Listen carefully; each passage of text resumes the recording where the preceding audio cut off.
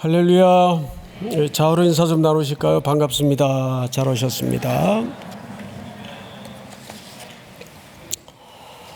우리가 영상으로 잠깐 보셨지만 이번 부활절 헌금은 두 군데로 쓰여질 겁니다. 첫째는 영상에 소개된 대로 우리 교단의 모판격인 우리 충신대학교 기숙사가 너무 낡았습니다.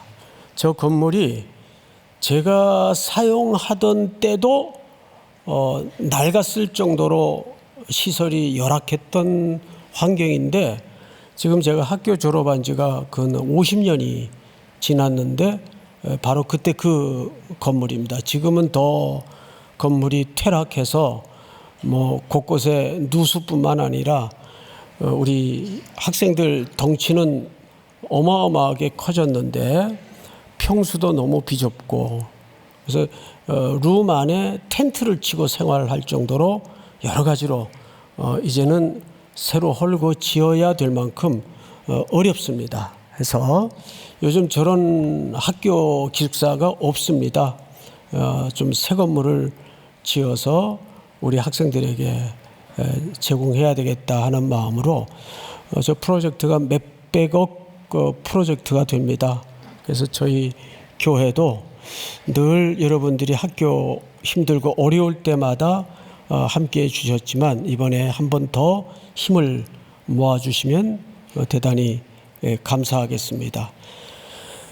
그리고 또 한 군데는 우리 서울역 사랑나눔 운동본부에서 하는 사역들이 굉장히 많죠.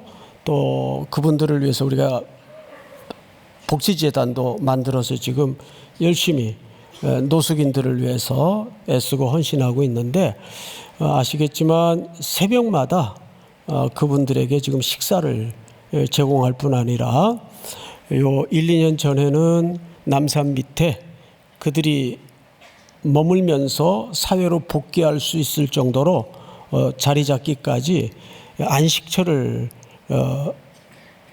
건물을 하나 저희가 매입을 했습니다. 또 거기에 비용들 많은 재정이 들어가는데 아직 독립하기에는 연수도 짧고 어렵습니다. 해서 결국 교회가 이 일들을 십시일반 지금까지도 모아주셔서 잘 이어나왔는데, 이렇게 헤세드 복지법인과 또 우리 기숙사 건축에 우리가 좀 나누려고 하니까 여러분들 함께 손을 모아주시면 대단히 고맙겠습니다. 자, 오늘은 이제 내일부터 시작되는 특별 새벽기도 고난주간 주제입니다. 한번 따라서 해볼까요? 일어나라, 함께 가자. 자, 일어나라, 함께 가자는 이 주제 문구 가운데 어느 부분이 가장 중요할까요? 어떤 단어에 가장 강조점이 있을까요? 뭐라고요? 함께 가자. 1, 2부 설교 들으셨나요? 맞습니다. 함께라는 단어입니다. 마태복음 1장 23절에 보면 예수님이 이 땅에 태어나실 때 그 이름을 뭐라 하라? 임마누엘이라 하라. 기억나시죠? 네, 임마누엘이라는 말을 풀어서 설명을 하면 이런 뜻입니다. 내가 너희와 함께하리라. 내가 너희와 함께하리라. 이런 의미를 담고 예수님은 이 땅에 오셨습니다. 그리고 참 파란만은 짧은 33년의 인생을 사시고 결국 계획과 약속대로 하나님의 시간표에 따라서 갈보리 언덕에 자신을 내어주시고 다 이루었다라는 마지막 마디를 남긴 채 사망하셨습니다. 그리고 사흘 만에 그 죽음의 권세를 깨치시고 부활하셔서 얼마 동안을 이 땅에 머무시다가 승천하실 때 하늘을 우러러 쳐다보고 있던 갈릴리 사람들과 제자들을 향해서 남겼던 유명한 대위임 명령이 하나 있습니다. 기억나시나요? 내가 세상 끝날까지 너희와 항상 함께하리라. 자, 그러고 보니까 마태의 기록만 놓고 봐도 예수님은 함께 하신다는 이름으로 오셨고, 떠나실 때에도 세상 끝날까지 함께 하시겠다고 약속하셨습니다. 그래서 보내신 분이 내가 가면 아버지께로 가면 누가 오시리라? 성령이 오시리라. 그래서 우리 안에 내주해 계시고 함께해 계십니다. 그래서 여러분, 예수님의 가장 좋아하는 정서가 무엇일까? 예수님도 온전한 육신을 가지신 분이기 때문에 정서라는 게 있겠어요, 없겠어요? 당연히 있죠. 오늘 본문에도 이제 보겠지만 고민하여 슬퍼하사, 예수님도 정서를 갖고 계신 분입니다. 온전한 인간이셨기 때문입니다. 그래서 예수님의 정서 속에 가장 소중하게 중요하게 생각하는 정서가 뭐냐 하면 함께하기를 너무 기뻐하십니다. 함께하기를 너무 좋아하십니다. 믿습니까? 그래서 은혜 받은 새로운 생명을 가진 하나님의 백성들은 그걸 흉내낼 줄 알고 그걸 닮아야 돼요. 왜? 예수님은 얼마나 우리들과 함께하기를 기뻐하셨는지 우리 성경 몇 구절을 보십시다. 26장 18절을 보세요. 18절. 이르시되 성한 아무에게 가서 이르되 선생님 말씀이 내 때가 가까이 왔으니 내 제자들과 함께 유월절을 네 집에서 지키겠다 하시더라 하라 하시니. 자, 여기서도 유월절을 누구랑 지키겠다고 말씀하셨습니까? 내 제자들과 함께 유월절을 지키겠다. 그래서 26장 전체를 보면 가장 자주 많이 반복한 표현이 함께라는 단어입니다. 20절을 한번 볼까요? 여러분 같이 읽어보십시다. 시작. 저물 때 예수께서 12 제자와 함께 앉으셨더니. 여기서도 함께 앉으셨더니. 자, 29절로 건너가서 시작. 그러나 너희에게 이르노니 내가 포도나무에서 난 것을 이제부터 내 아버지의 나라에서 새 것으로 너희와 함께 마시는 날까지 마시지 아니하리라 하시니라. 네, 여기서도 함께. 자, 여기에 베드로도 반응을 했어요. 35절을 한번 볼까요? 제가 읽겠습니다. 베드로가 이르되 내가 주와 함께 죽을지언정 주를 부인하지 않겠나이다 하고 모든 제자도 그와 같이 말하니라. 그러니까 베드로도 함께 죽을지언정, 베드로만 얘기한 게 아니에요. 늘 대표로 있으니까 그냥 수시로 튀어나와서 야단 맞는데 다른 제자들도 했어요, 안 했어요? 다른 제자들도 저 배 씨도 그렇다면 나도 함께 하겠습니다. 이렇게 이제 주장을 했죠. 자, 그런데 문제는 드디어 이 함께함의 주제가 오늘 겟세마네 동산이라는 공간에서 큰 시험을 받게 됩니다.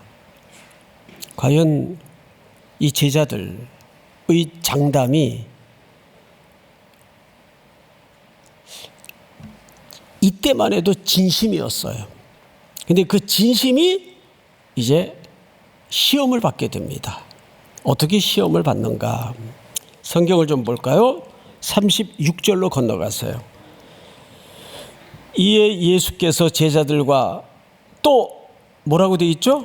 함께 겟세마네라 하는 곳에 이르러 제자들에게 이르시되 내가 저기 가서 기도할 동안에 너희는 여기 앉아 있으라 하시고, 자, 내가 저기 좀 멀리 떨어진 데 가서 기도하고 올 테니까 너희는 여기 기도할 동안에 기다리라는 얘기일까요? 함께 깨어서 기도하자는 얘기일까요?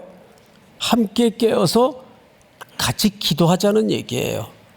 그런데 37절을 한번 같이 읽어보십시다. 시작. 베드로와 세베대의 두 아들을 데리고 가실새 고민하고 슬퍼하사. 네. 다른 제자들은 좀 멀찍이 남겨놓고 베드로, 세베대의 두 아들 3명을, 이 3명의 그룹은 이너서클이에요.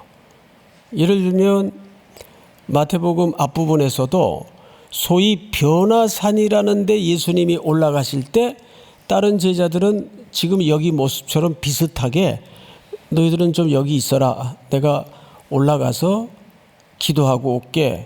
그리고 함께 산 정상까지 데리고 올라갔던 제자들이 이 제자들입니다. 자, 그런데 그 변화산에서 엘리야도 보고 모세도 보고 예수님의 변모된 영광스러운 광채도 본 제자들이 이 사람들이에요. 근데 그 광경이 얼마나 광휘가 찬란하고 놀라웠던지 그들이 말을 못했어요. 설명을 못했어요. 우리도 너무너무 엄청난 걸 목격하게 되면 우리의 어휘가 부족해서 어안이 벙벙하고 입만 쩍 벌릴 때가 있죠. 그런 엄청난 영광을 경험했던 제자들이에요. 이제 그것을 미리 이들에게 보여주신 이유는 향후 우리가 만나게 될 최종적 영광이 이거보다 더할 것이다. 잠시 맛본 영광도 이렇게 엄청나건만 우리가 궁극적으로 영원히 함께할 저 나라에서 누릴 광채는 더 엄청날 것이다.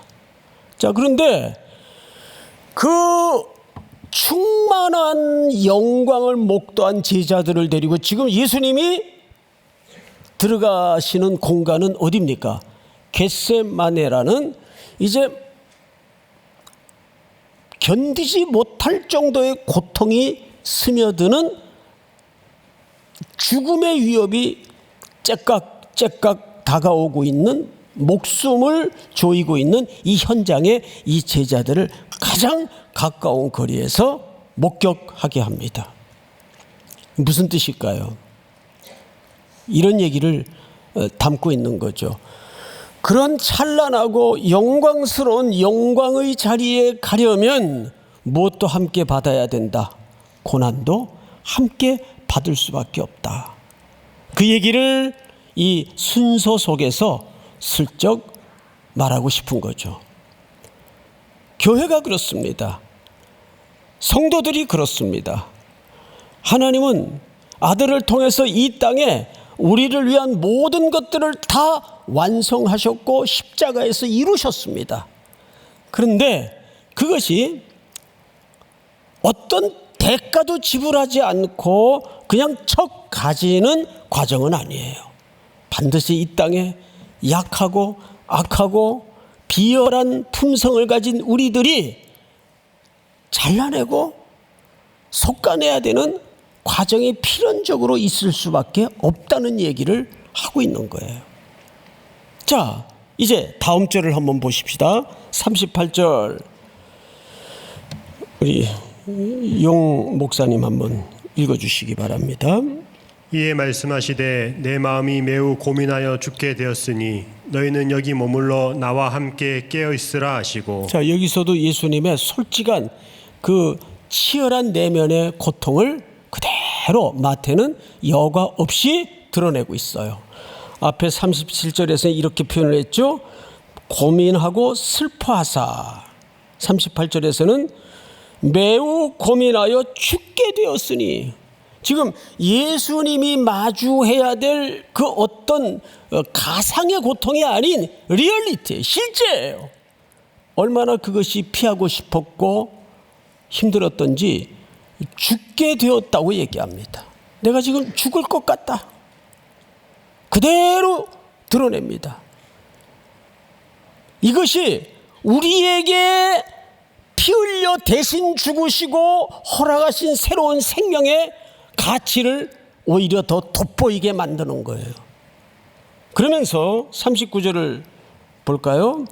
조금 나아가사 얼굴을 땅에 대시고 엎드려 기도하여 이르시되 내 아버지여 만일 할만 하시거든 이 잔을 내게서 지나가게 하옵소서. 이게 예수님의 첫 번째 기도예요. 그러니까 어떤 죽음의 위협이 이 목 밑에까지 다가와 있는 이 순간이 예수님에게 너무 힘들었어요. 아버지와의 단절이 너무 힘들었어요. 그런데 예수님의 이 기도를 면밀히 연구를 해보면 이게 예수님의 독자적인 기도문이 아니에요. 어디서 중요한 시편의 한 구절을 인용하시면서 기도하셨다는 것을 알게 됩니다. 시편 42편을 보세요. 42편을 보시면 다 같이 읽겠습니다. 시작. 내 영혼아 내가 어찌하여 낙심하며 어찌하여 내 속에서 불안해하는가.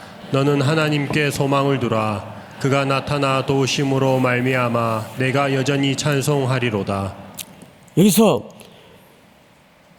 예수님이 갖고 있는 그 낙심과 죽음의 위협과 고난의 갈등, 이런 것들이 이 시편 기자의 고백 속에 그대로 묻어납니다. 너는 하나님께 소망을 두라.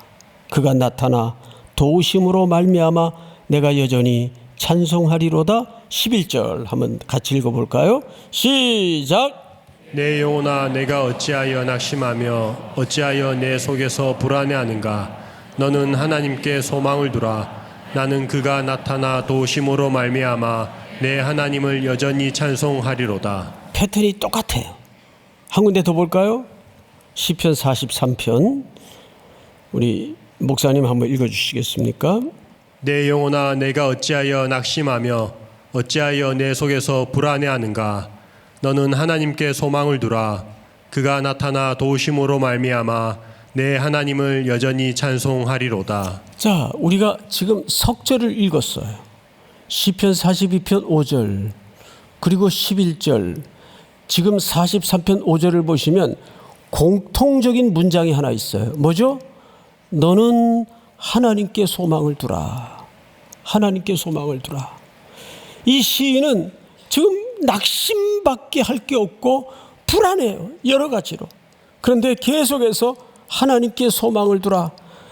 그가 나타나 도우심으로 말미암아 내 하나님을 여전히 찬송케 하겠다, 그 말이에요. 지금 예수님의 기도의 패턴을 보면 바로 이 시편에서 예수님의 마음을 담아냈고 이 시편을 기초로 예수님은 지금 아버지께 기도하고 있습니다. 그래서 이 기도가 어떻게 바뀌는가를 한번 볼까요? 여기 역사적인 위대한 전환점이 한 글자 숨겨져 있습니다. 우리 몇 절을 보시냐 하면 39절을 보세요. 조금 나아가사 얼굴을 땅에 대시고 엎드려 기도하여 이르시되 내 아버지여 만일 할만하시거든 이 잔을 내게서 지나가게 하옵소서. 예수님의 솔직한 심정이에요. 그러나 나의 원대로 마옵시고 아버지의 원대로 하옵소서 하시고, 이 위대한 그러나라는 전환점이 역사를 바꾸는 기도문이 됩니다. 그리고 이 기도는 어떻게 마무리되는가를 잘 보세요. 성경을 보시면 42절을 여러분들이 한번 같이 읽어볼까요? 시작. 다시 두 번째 나아가 기도하여 이르시되 내 아버지여 만일 내가 마시지 않고는 이 잔이 내게서 지나갈 수 없거든 아버지의 원대로 되기를 원하나이다 하시고 다시 오사 보신즉 그들이 잔이 이는 그들의 눈이 피곤하밀러라. 또 그들을 두시고 나아가 세 번째 같은 말씀으로 기도하신 후 쉬라 보라. 후 이에 제자들에게 오사 이르시되 이제는 자고 쉬라 때가 가까웠으니 인자가 죄인의 손에 팔리느니라. 자, 여러분, 예수님은 모두 몇 번의 기도를 하셨나요? 결국은 세 번의 기도를 하셨습니다. 그런데 이 세 번의 기도는 유대인들에게 어떤 의미를 갖게 하냐 하면 완전한 기도를 얘기합니다. 그래서 사도 바울도 고린도 전후서에서 그런 이야기를 남기죠. 너무 이 육신의 가시 때문에 아파서 절망이 돼서 이 사도인데 왜 하나님이 하필 나에게 이런 떨쳐낼 수 없는 불치의 병을 허락하실까? 몇 번 간구했다고 되어 있죠? 세 번 간구했다고 되어 있습니다. 그래서 유대인들이 하나님의 뜻을 물을 때에는 한 번 하고 치우는 것도 아니고 두 번 하고 치우는 것도 아니에요. 세 번까지 해서 하나님의 계획이 분명하면 죽음을 걸고 순종하는 겁니다. 여러분들도 하나님 앞에 한 번, 두 번 하고 기도를 치우지 마세요. 몇 번까지 해야 돼요? 최소한 예수님처럼 세 번까지는 해야 됩니다. 아버지의 뜻이 분명해. 내가 이 잔을 마셔야만 하나님의 시간표가 확정이 돼요. 자, 그래서 예수님은 이렇게 기도하셨어요.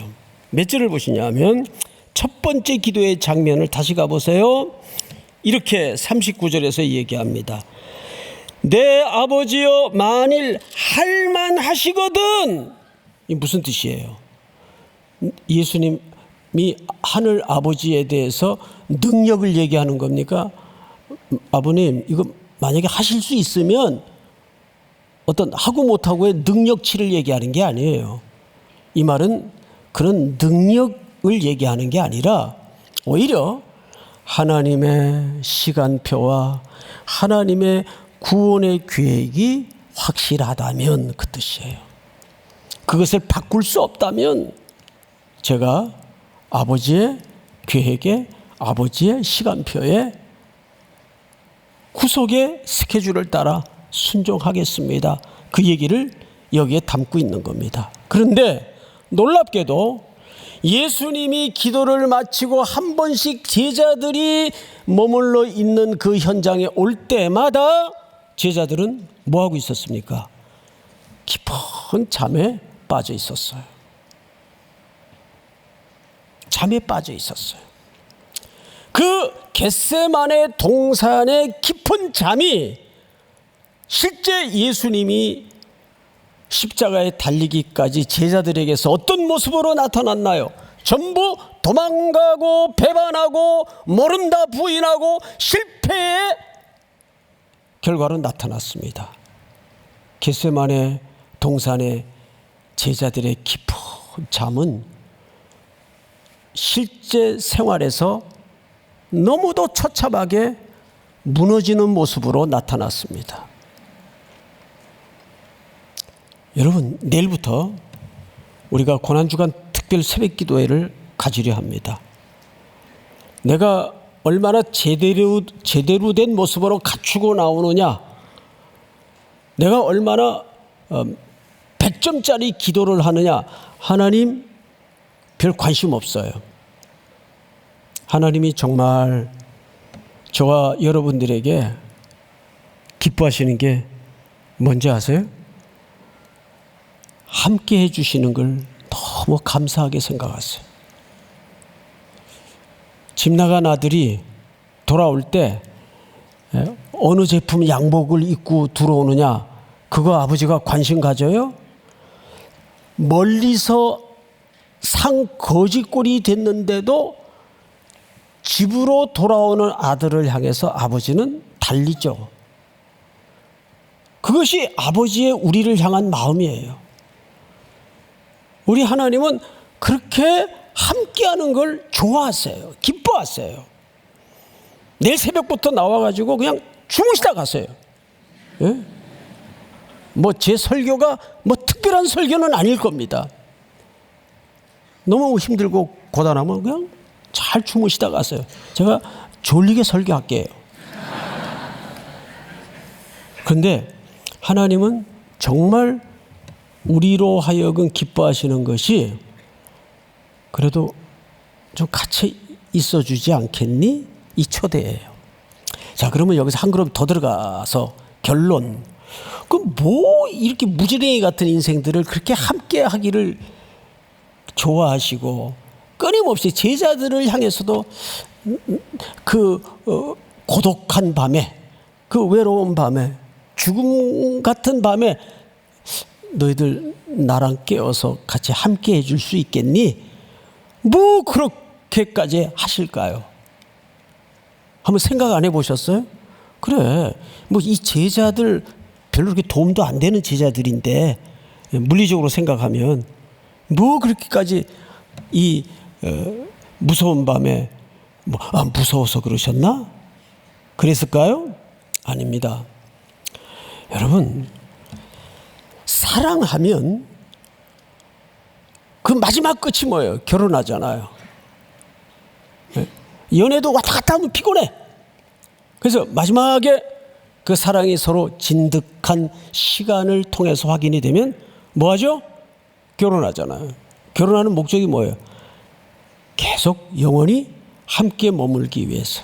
그러니까 예수님이 여기서 함께 하겠다는 뜻은 다른 이유가 아니라 너무 사랑해서 그래요. 예수 그리스도의 몸된 교회의 공동체가 될 이 제자 공동체를 너무 사랑해서 그래요. 자, 총신대 기숙사 짓자. 애들이 저 환경이 뭐냐 저게. 또 우리 서울역 그 노숙인들을 함께 식탁 자리에 초대하는 일들이 돈이 많이 모자란다. 이거 좀 같이 해달라. 그러면 하나님이 뚝딱거리고 그거 마음만 잡수시면 궁창에 해달별도 만들어서 거시는 분인데 그거 못할까요? 근데 굳이 왜 그것을 우리와 같이 하도록 부르시고 초대하실까요? 원래 너무 좋은 것은 함께 하기를 원하세요. 우리도 어디 이렇게 돌아다니다가 정말 너무 맛있는 음식점에서 음식을 맛봤어요. 그러면 제일 먼저 생각나는 사람이 누구예요? 여기 우리 와이프 꼭 다음 주에 한번 같이 데리고 와야 되겠다. 이 생각을 해야 정상 아니에요? 예? 우리 그 미스김 좀 데려와야 되겠다. 그럼 되겠어요 그거? 예? 그러니까 사랑하는 사람과 같이 하고 싶은 하나님의 거룩한 초대입니다. 뭐 나와가지고 멋진 기도할 필요 없어요. 그냥 궁시렁거리다가 가도 돼요. 시컷 졸다 가도 돼요. 하나님은 그런 것이 중요한 게 아니라 그냥 같이 있어줬으면 하는 마음이 하나님의 진심이에요. 할렐루야. 어느 자녀가 계획표 딱 짜가지고 아버님 찾아뵙는 날은 1년에 매달 첫째 날. 근데 아빠가 야, 너 좀 요즘 어떻게 지내니 좀 보고 싶다 그러면 아직 갈 날짜 안 됐는데요. 그래요? 아빠 저 보고 싶으세요? 알았어요. 갈게 오늘 저녁에. 그게 자식이지. 어느 자식이 시간표 맞춰가지고 아버지를 만나요? 그건 무슨 직원도 아니고 그게 뭐예요 그게. 근데 요즘 이 자식 전화도 통 없고 어떻게 지내나 궁금하면 야 얼굴 좀 보자 그러면 알았어요 아빠 갈게요. 이게 아들 아니에요. 아니에요 여러분? 예? 누가 부자가 계획대로 만납니까? 수시로 무시로 들어가서 하나님 면전 앞에 앉는 겁니다. 함께 주님이 우리랑 함께 하시겠다는데 무슨 이론이 있어요? 할렐루야. 여러분 평생 함께하는 은혜와 함께하는 복을 누리기를 축복합니다. 다 일어나십시다. 무엇이 변치 않아?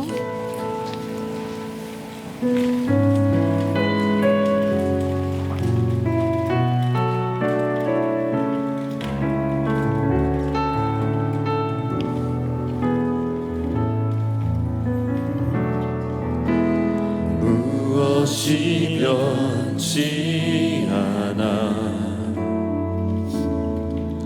내 소망이 되며 무엇이 한결같아 내 삶을 부르리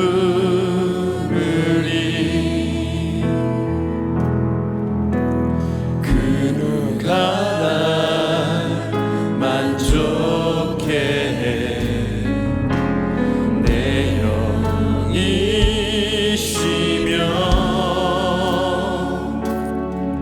그 누굴 기다려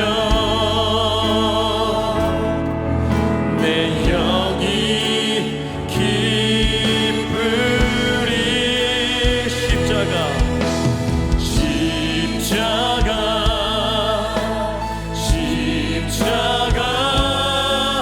그 그늘 아래 내 소망이 있네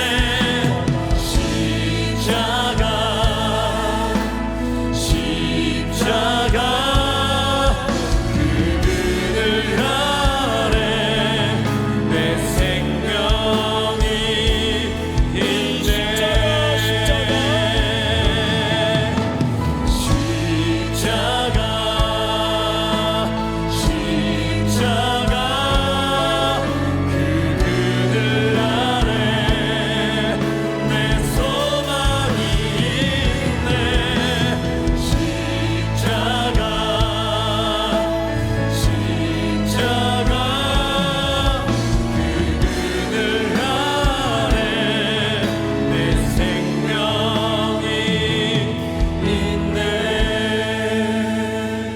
있네 지금은 우리 구주 예수 그리스도의 은혜와 하나님 우리 아버지의 사랑과 성령님의 교통하심이 머리 숙여 경배를 드리며 다시 새날을 꿈꾸어 저문을 나서는 사랑하고 사랑하는 3일의 성도들, 청년들, 해외, 군에 멀리 출타해 있는 가족들, 복중의 생명까지 영원토록 함께 있을지어다. 아멘.